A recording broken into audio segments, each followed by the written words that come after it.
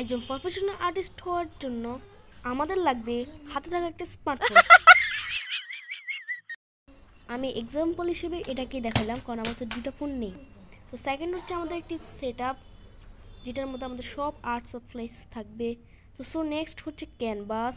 তো এইখানে হচ্ছে আমার ক্যানভাস, আমার কাছে অনেকগুলো ক্যানভাস আছে, তোমরা দেখতেই পারছো। দিকে তোমরা 4 ইঞ্চি ক্যানভাসও করতে পারো, সেকেন্ডে তোমরা এরকম বড় ক্যানভাসও করতে পারো। এরপর হলো মোস্ট ইম্পর্টেন্ট, কালার। তো শুরুর দিকে যারা যারা আর্ট শিখতে বা করতে চাও, তারা এরকম 100-250 টাকা দামের মধ্যে থাকা রিলিক কালারগুলো নিতে পারো। 10 পিস অ্যান্ড 12 পিসে এগুলো থাকে। লাইটনিং মোস্ট ইম্পর্টেন্টের মধ্যে এটা পড়ে। লাইট ছাড়া তোমাদের কন্টেন্টটা শোনা এবং ভিডিওটা অনেক বোরিং লাগবে। তোমরা চাইলে এটাকে ডেকোরেশন করতে পারো, ঠিক আমার মতো এরকম RGB লাইট না থাকলে তোমরা এরকম ডেকোরেশন আইটেমগুলোকে রাখতে পারো তোমাদের সেট আপে।